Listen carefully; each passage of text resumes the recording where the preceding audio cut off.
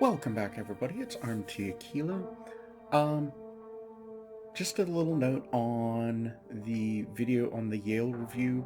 I am working on breaking that down into more digestible chunks. I know it's almost 2 hours. It's a lot. And it was a lot to read through, and there's stuff that Christina and I haven't even begun to discuss. So we're working on more content based off of that so that we can be as much service to you as humanly possible. In the meantime, I wanted to address something that from the critique that has really been eating at me. Um, and it starts here. It's on page 20 of the critique. The review contends that youth who transition may miss a purportedly valuable opportunity to experience adulthood as the gender that they do not identify with. Quote, in the absence of any experience as an adult cis woman, they may have no frame of reference to cause them to regret or detransition, but at the same time they may have had a different outcome without medical intervention and would not have needed to take lifelong hormones. Page 195, end quote.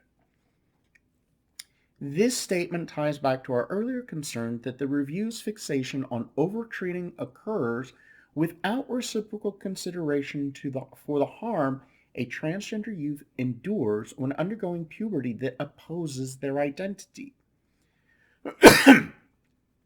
It is completely unscientific and inappropriate to expect a young person, regardless of their gender identity, to try out life as a gender that they do not identify with, as the review supposes transgender youth should. The review does not consider the most likely explanation for why most youth who receive early supportive interventions continue on to gender affirming hormone therapy, that they are indeed transgender. And I've talked a number of times on my channel about um, a metaphor for gender dysphoria, which is, you know, giving an engine a fuel that it's not designed to operate on. Um, and it doesn't matter if it's giving gasoline to a diesel engine or diesel to a gasoline engine. They're simply not designed to run on those hormones. They can, but they're not running at optimal efficiency. Let me kind of bring it home a little bit. Humans can't escape our bodies. There's no such thing as a brain transplant.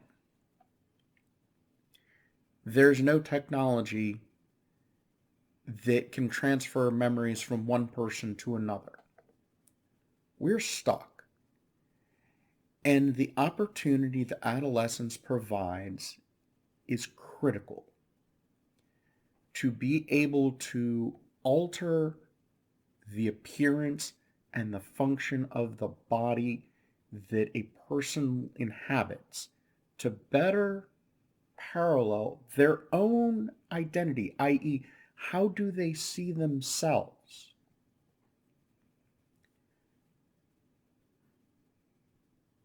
Is possible. We have the technology, we know how to do it safely, effectively, and compassionately.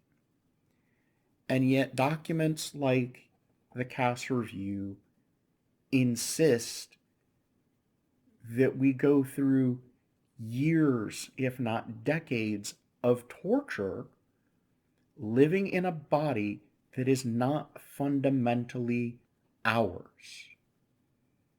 Let me say that again so that you really understand the impact. You are torturing a person by not letting them have the puberty of their target gender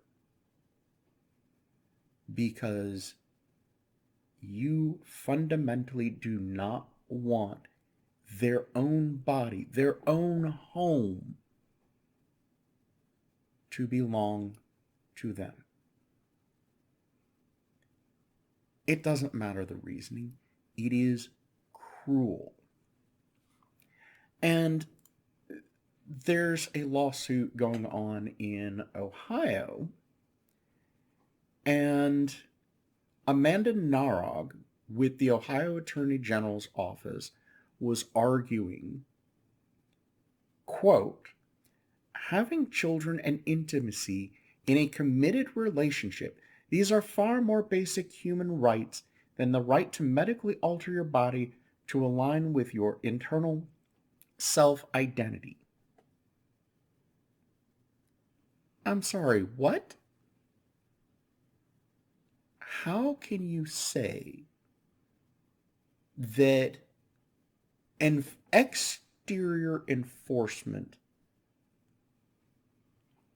of self-identity should take precedence over how someone internally identifies and sees themselves?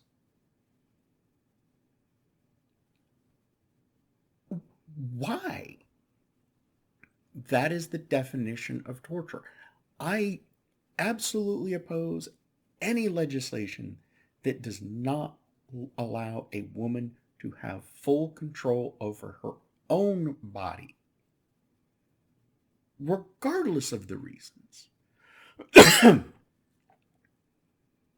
And yet, here is this woman arguing that trans people should not have basic control over their own bodies based on their own identity. That simply doesn't make sense to me. And again, it is cruel, it is torturous to live a life in a body that you cannot see as your own and reflecting of your own identity.